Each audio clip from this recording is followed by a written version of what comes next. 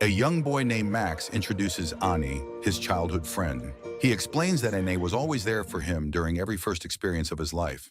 They grew up together, and their friendship eventually turned romantic. But on Max's 19th birthday, while the two were driving, their car crashed. Ane died in the accident, and Max was sentenced to prison for involuntary manslaughter. In prison, Max had to pay for protection. His grandmother managed to send him money, but eventually he couldn't keep up. When the payments stopped, he was beaten. One day, other inmates shoved him into a washing machine and left him spinning for an hour. When he finally got out, he thought he was going to die. But instead of pain, he felt strangely free, and that gave him the strength to stand up again. He cracked a joke as he rose, and the others cheered. From then on, Max focused on improving himself and eventually became a fighter in prison. Not long after, his plea deal was accepted. He was released early for good behavior, and everyone cheered as he walked out. His father was waiting outside. He told Max a war was about to break out and insisted that he join him in a bunker. At first, Max refused, accusing his father of ruining their relationship. But after much pleading, he reluctantly agreed. They were flown to the bunker, Chimera, which was built inside an ancient cavern beneath a lake. Inside, their belongings were taken, and they were given suits and health monitoring bracelets. Max was surprised to find his mother and grandmother waiting for him there. Later, Max ran into Annie's father. He apologized, and the man softened, inviting him to join their family for lunch. However, Annie's sister, Asia, was still bitter. They all sat at the table together, but Max's grandmother refused to get food from the buffet. Annie's father told a waiter that she had cancer and couldn't walk, convincing them to serve her instead. During the meal, Asia brought up Annie again, demanding to know why Max ran after the accident. Tension rose, but others stepped in to calm her down. Soon after, the bunker's administrator addressed everyone, explaining what life there would be like. Later, Guillermo, Annie's father, vented his anger. Though he had invited Max, he confessed to his new wife, Mimi, that he still hated him and only pretended otherwise. He admitted he had married Mimi while grieving for his daughter and late wife, and not because he loves her. Max later tried to talk to Asia, but she was still furious. After their argument, he gave her Annie's phone. In her room, Asia began watching the old videos of Max and Annie together. Suddenly, the bunker shook violently and began collapsing. An announcement ordered everyone to move to the dome. Asia rushed to find her father and eventually did, with Max and his father helping him walk. Together, they ran to safety. Inside the dome, they saw live footage of devastation outside. The administrator announced that a nuclear explosion had struck, cutting them off from the world. Soon after, the feed went dark. As the group sat together, Rafa, Max's father, revealed that Max had fled the accident scene years earlier because he told him to do so. He admitted he regretted it and had testified against his own son in court, which led to Max's 3-year sentence. Hearing this, Frida angrily told Rafa she never loved him. Power returned shortly after, and a team was sent outside to restore communication. The others watched through cameras as the team wandered through a ruined, radiation-soaked wasteland. One man, Luca, was struck by a hot iron rod. His glove melted, and he was exposed to radiation before stumbling back inside. The camera was quickly shut off. Back in the control room, the bunker administrator, Minerva, laughed with her team. She revealed the shocking truth. The explosion had only been a simulation. The outside world was still perfectly peaceful. Before everything, a group of conspirators met to finalize their plan. Step by step, they designed a scheme to make the bunker's residents believe a nuclear war had broken out. Every event inside, the explosion, the collapsing walls, even the footage of destruction, was pre-planned. What the residents watched was nothing more than a carefully staged movie. Later, as everyone rested in the dome, Max brought food to his mother, Frida, trying to reassure her that life would go on. Meanwhile, Rafa was stung by Frida's harsh words. Guillermo tried to console him, saying she still cared for him and was only angry. Elsewhere, Asia kept watching Annie's old phone, scrolling through video messages exchanged between Annie and Max. Suddenly, she heard choking sounds from another room. Breaking the door, she found a woman attempting to hang herself. Asia cut the rope in time and managed to save her, but the woman resented being rescued. Soon after, Minerva's voice echoed over the PA, announcing it was safe for everyone to return to their apartments. Back in the control room, Minerva and her team worked on Luca's body, making it appear scorched and ravaged by radiation. That night, Rafa tried to sleep beside Frida, but she rejected him, insisting divorce was the only option. Rafa broke down, calling her fake and accusing her of betrayal. When he asked if she loved someone else, Frida admitted she was in love with her yoga teacher. She packed her things to stay with her mother, while Rafa caused a public scene, drawing the attention of everyone nearby. Later, Rafa stormed into the dining hall demanding food. When he broke in, Minerva sent security to restrain him. Refusing to drop the food, Rafa was tased. Max stepped in, and a fight broke out. Max overpowered one guard and more poured in, until Minerva finally ordered them to stand down, allowing him to leave. Meanwhile, Mimi and Guillermo reflected on their strained marriage. Guillermo confessed life had been better when she was his lover, and everything changed after they married. Despite this, Mimi held on to hope, suggesting a divorce might rekindle their spark. In her room, Asia stumbled upon an intimate video Max had sent to Ani. Flustered, she left to take a shower. While she was gone, guards approached Mimi, asking if her blood type was AB negative. When she confirmed, they escorted her away. Asia tried to follow, but the guards refused to reveal anything. Standing outside, Asia was approached by Max, who asked if she had watched the videos. She admitted they were painful to see, and she couldn't. When he asked for the phone back, she told him she had burned the SIM card, destroying everything. They argued and Asia walked off. Inside the infirmary, Mimi was told the injured man from earlier required surgery and that they needed her blood. 2 others were also donating, but in truth, this was another staged event meant to instill fear. Afterward, Mimi saw Luca's disfigured body. Horrified, she watched him vomit blood, leaving her deeply shaken.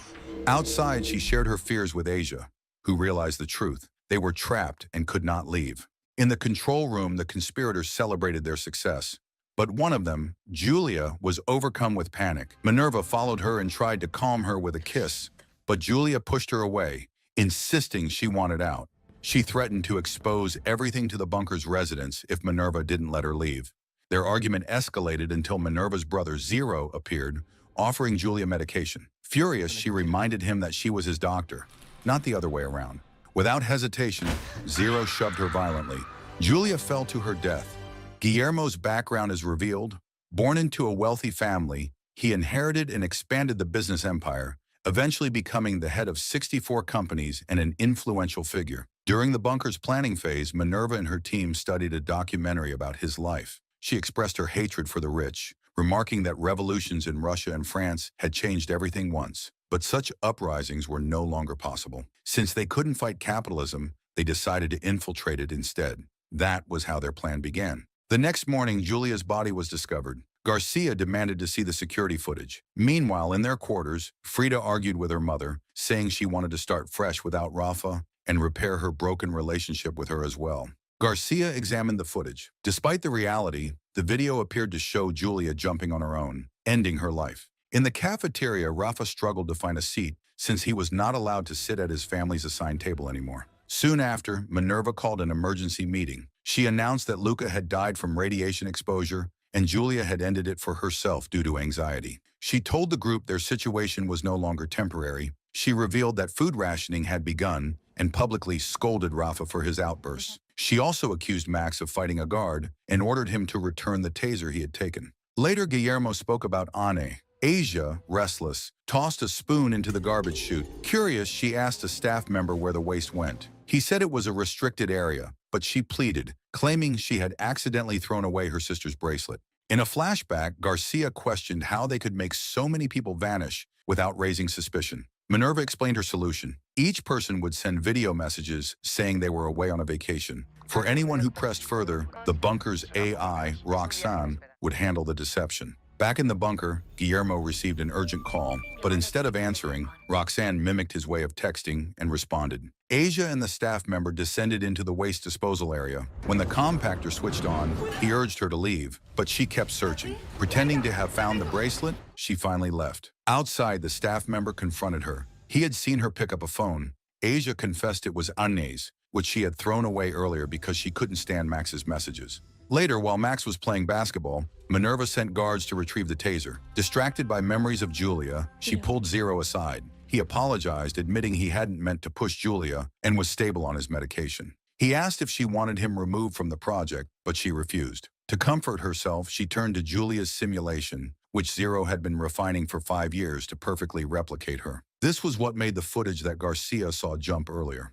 Meanwhile, guard Yako confronted Max about the taser. Max first lied that he had lost it, But when Yako threatened to send him to the basement, he showed it and suggested they play basketball for it. Yako countered with 10,000 punches. The fight began fiercely. Despite warnings from another guard, Yako pressed on. He overpowered Max at first, but Max delivered a decisive final blow, knocking Yako out. Yako was rushed to the infirmary with everyone scrambling to save him. Meanwhile, Asia confronted Max, asking what had happened. He admitted to the fight, but worried he might have killed someone. Asia noticed a bone protruding from his shoulder, the result of his final punch. In the infirmary, Yako's condition deteriorated. Some urged that he be sent outside the bunker, but Minerva refused, insisting no doctors could be brought in either. At the same time, Asia worked to reset Max's dislocated bone. After much struggle, she finally twisted it back into place. Minerva interrupted and dragged her to check on Yako instead.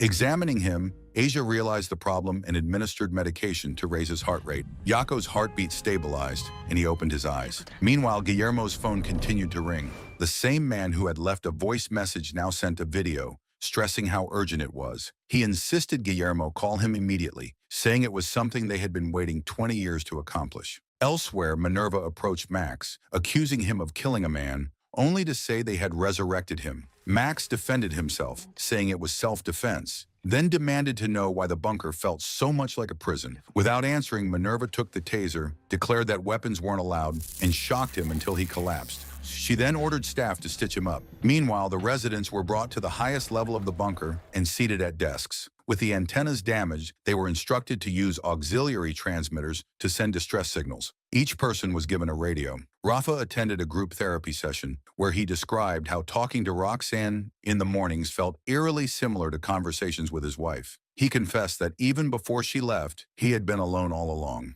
When it was Guillermo's turn, he expressed regret about betraying a friend. He told Rafa that he was the only true friend he had left and recalled how he had once begged Rafa to testify against his son, and Rafa had done it. Guillermo said he would never forget, and the two men embraced. Elsewhere, Frida's mother pretended she had overheard French on the radio. She summoned a French speaker, but her real motive was to make him sit close to Frida and herself with Mimi. Sitting together, she opened up about her struggles and then steered the conversation toward Guillermo, hinting at his feelings for Mimi. Their chat turned flirtatious, but Mimi's attention shifted when she overheard a distress call from an aircraft. Garcia took over the radio, attempting to respond. Unbeknownst to them, it was another stage performance by Minerva's team, meant to heighten fear and reinforce the illusion of danger. Later, Rafa met a woman named Elena in the massage room. She asked him for medicine to ease her stress, and Guillermo invited her to join him at the bar, clearly setting Rafa up with her. Elsewhere, Asia treated Max's wounds.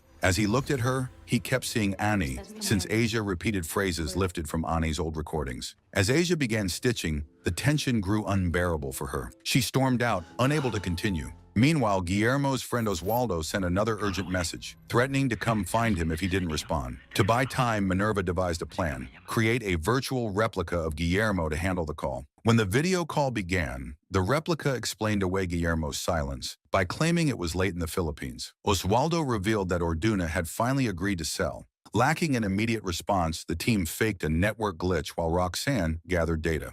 Once restored, the conversation resumed enthusiastically. But when Oswaldo pressed Guillermo to sign within a day, they decided to change tactics. The replica spoke of a failing marriage, then claimed Guillermo wanted to sell everything and build schools in poor countries. Shocked, Oswaldo told him to forget what he just said. He then revealed something Roxanne couldn't anticipate. Panicked, the team cut the call.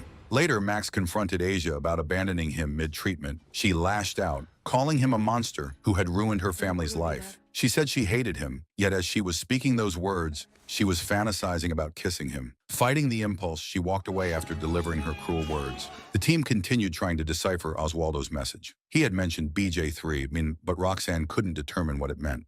Under stress, Minerva remembered her past.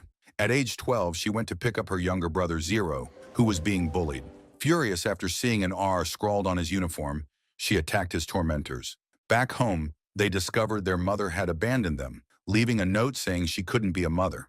Social services tried to separate them because of Zero's disorder, but the siblings sabotaged the worker's car, ensuring they stayed together. Misfits in every environment, they poured themselves into education, earning degree after degree. Despite Minerva's well-paying job, she realized the rich always gain more. While corporations made billions, she barely earned thousands. That was when she decided to build a bunker and make the wealthy pay for it. In the present, Roxanne uncovered a possible lead. Anne once called Guillermo's horse BJ, but Zero doubted Oswaldo was referring to a horse, since they were discussing a 1.4 billion euro deal, not a 40 million euro animal. Still, Minerva suggested Orduno might want to humiliate Guillermo by taking his prized horse. Unsure, they decided to risk answering Oswaldo's call. The Guillermo replica pretended to be offended by the suggestion of selling the horse, only to discover that was exactly what Oswaldo meant. Relieved, they played along, and Guillermo agreed. Oswaldo asked about the horse's passport and the safe's combination. The replica told him to call again from home the next day, then ended the call. At the bar, Guillermo, Rafa, Elena, and a staff member, Ingrid, celebrated with champagne. Secretly, Ingrid was trying to gain his trust and extract the safe's combination. Meanwhile, Max discovered an earpiece Jaco had dropped during their fight. Slipping it on, he overheard Rafa and the others, but the surveillance team quickly cut the audio. A staff member confiscated it and escorted him to the infirmary. While treating Jaco, Asia was surprised when he asked her out to thank her for saving his life. Later, Asia encountered Tirso, the staffer who had helped her retrieve Ani's phone. Emotional, she asked him for a hug. Minerva watched from the surveillance room, observing every move. Back in the bar, Ingrid drew Guillermo into conversation, while Rafa bonded with Elena. Suddenly, Max pounded on the door, and Rafa let him in. Max, suspicious, realized their bracelets contained microphones. He demanded a drink, and when staffer Cindy arrived, Guillermo left with Ingrid. She lured him to the director's office, offering him a hidden drink and pushing the conversation further. Elsewhere, Frida told Mimi she had seen Guillermo with Ingrid. Curtains drawn, looking intimate. Mimi, upset, decided to confront him. Frida and her mother followed, and Ingrid was warned they were on their way. Thinking fast, Ingrid set up a game. Guillermo would write answers to her questions, and she would guess if he was lying. If she lost, she promised him something exciting. With Mimi and the others minutes away, Minerva cut the power, trapping them in the elevator. Ingrid pressed Guillermo for the safe combination. Pretending reluctance, he recited numbers without writing them down. Roxanne flagged a 63% chance of truth. Guillermo confirmed, claiming he never writes passwords. Before things escalated, Mimi forced open the elevator doors, fire extinguisher in hand. She accused Guillermo of manipulating her, thanked him for giving her clarity, and walked away determined to leave him for good. Meanwhile, Rafa and Elena grew closer. Asia continued watching Ane's videos, and Max bonded with Cindy. But Guillermo caught Asia watching her sister's phone. Demanding to know where she got it, he stormed to Max's room and confronted him. Furious, he beat Max, accusing him of pursuing Asia.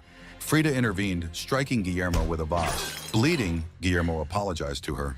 In a shocking twist, Frida embraced and kissed him, revealing that he was the man she loved. Now both free from their marriages, she suggested they be together. The team gathered to discuss their next steps. Garcia argued it was unnecessary to keep pushing and suggested simply telling Oswaldo that Guillermo didn't want to sell his daughter's horse. Minerva disagreed. Their first option would be to crack the safe. If that failed, Plan B would be to feign Guillermo's anger at the suggestion of selling the horse. If Plan A succeeded, they could move on to their larger scheme, making major financial decisions in Guillermo's name, then slowly extending that control to others as well. Meanwhile, Mimi, feeling nauseous, was haunted by flashbacks of Guillermo. She took the elevator down to the dome. Elsewhere, Asia approached Max to apologize.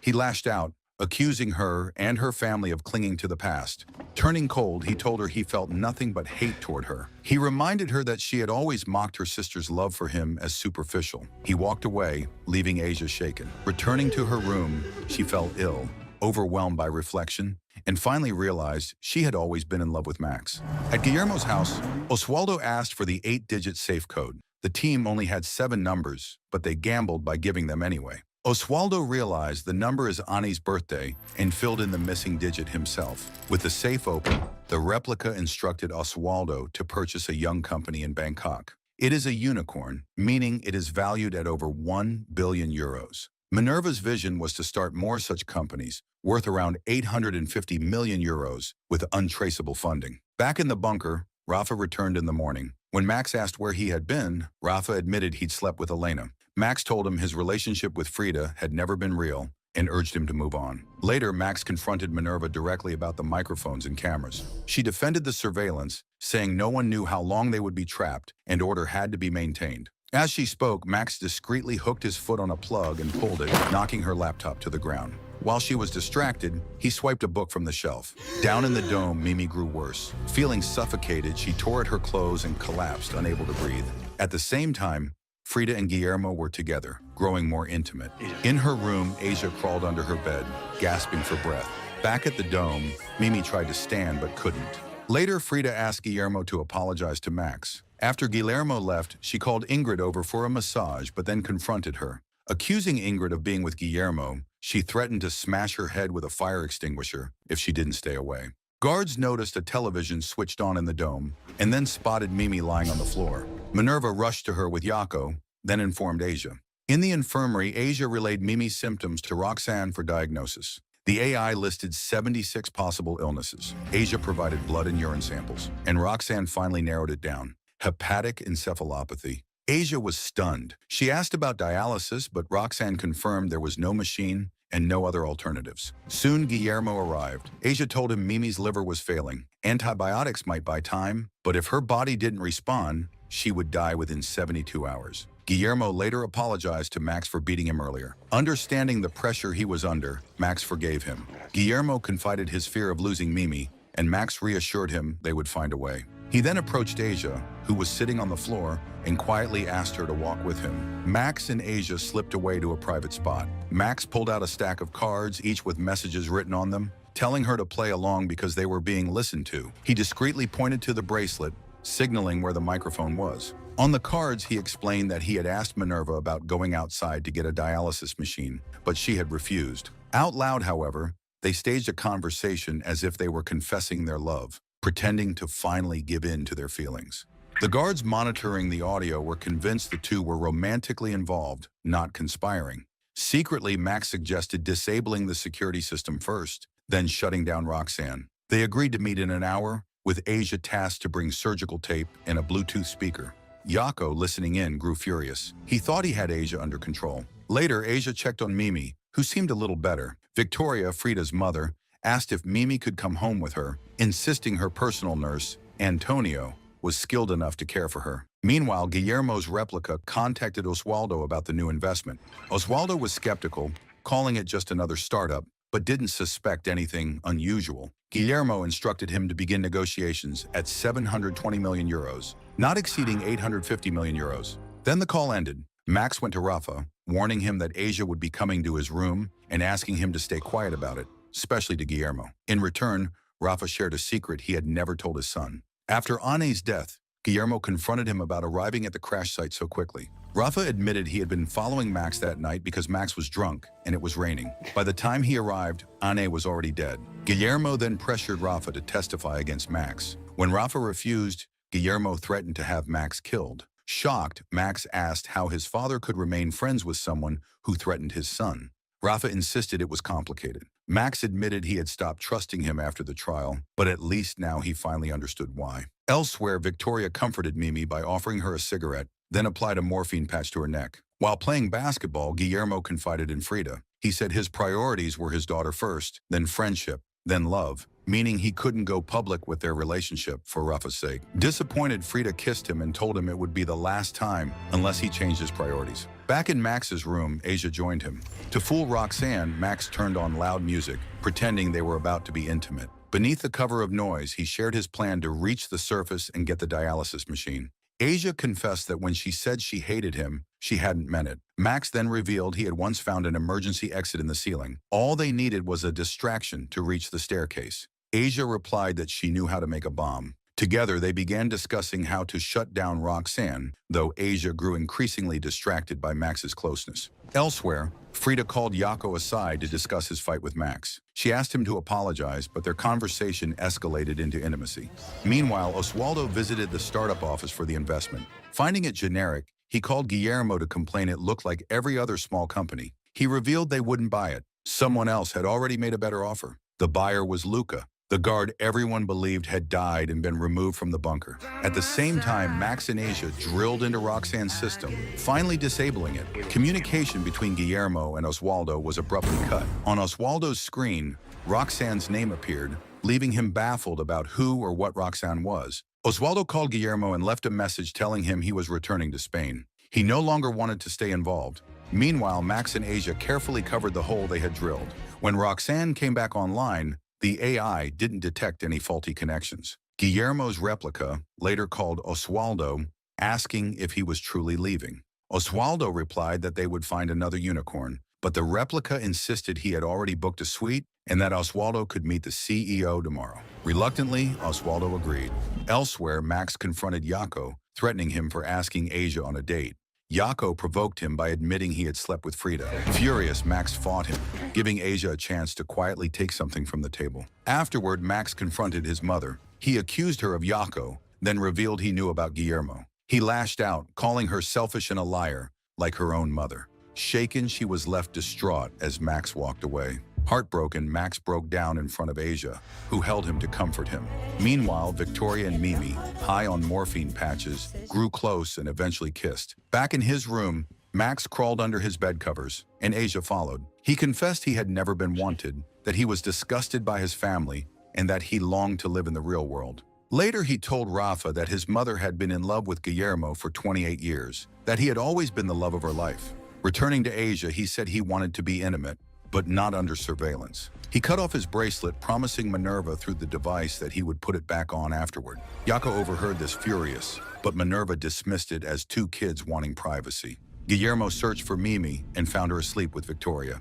Enraged, he stormed to Rafa to tell him about what he saw. Rafa pretended like he didn't know about him and Frida and told Guillermo he wasn't over Frida, urging him to talk to her since he was her best friend. Guillermo confronted Frida about being intimate with Jaco. She headbutted him, breaking his nose, and told him he had no control over her. She demanded he confess his love for her publicly. Outside, Rafa waited for them. He then told Guillermo the truth. 10 minutes before his wife Martha died, she had learned of his affair, and that was why she ended her life. Rafa walked away, leaving Guillermo stunned. In Bangkok, Oswaldo dined at a restaurant and spotted Ingrid crying with another woman. Using a translator app, he overheard the woman pretending to be Ingrid's mother. Soon after, a man posing as her father arrived and led her away. Intrigued, Oswaldo followed Ingrid, offered to help, and the two went for drinks. At the club, they danced and grew closer, unaware that every patron was an actor.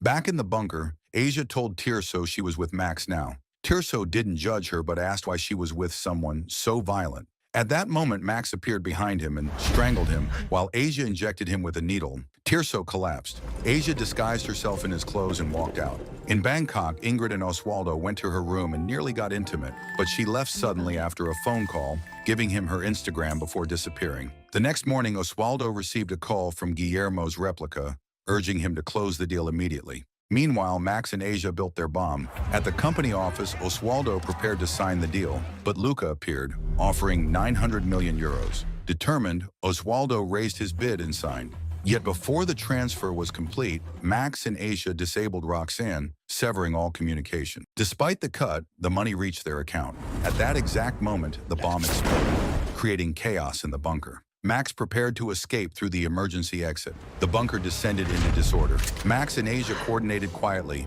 but then Roxanne rebooted. Jaco stormed into Asia's room, finding her in bed sleeping with Tirso. Pulling a gun, he forced her to come with him. Meanwhile, as his plane was about to leave, Oswaldo saw the woman who was posing as Ingrid's mother on screen. She is an actor. He realized he had been scammed. The Instagram Ingrid had given him was deleted. Recalling the stage encounters, he told his pilot to return to Bangkok. When he revisited the company, it was gone. Furious, he called Guillermo's replica, asking private questions to know if it was really Guillermo. Realizing he wasn't speaking to the real Guillermo, he vowed to report him to the police. Back in the bunker, Minerva told Asia that Mimi had gone into cardiac arrest. Jaco insisted Max was behind the chaos, and Minerva finally realized he was trying to escape. Jaco went after him. Asia discovered the morphine patches on Mimi, kicked everyone out, and tried to save her, but it was too late. Mimi was gone. Devastated, Asia told Max there was no reason to escape anymore, but Max insisted he had to. To stop him, she confessed her love. He called her precious but said he had to leave and would return for her. Mask on, he entered the elevator. Luca chased after him, gun in hand. In Bangkok, Oswaldo called the police, but Luca and Ingrid ambushed him. Luca snapped his neck and took his phone. As Oswaldo lay on the ground, people surrounded him. Finally, Max reached the surface world.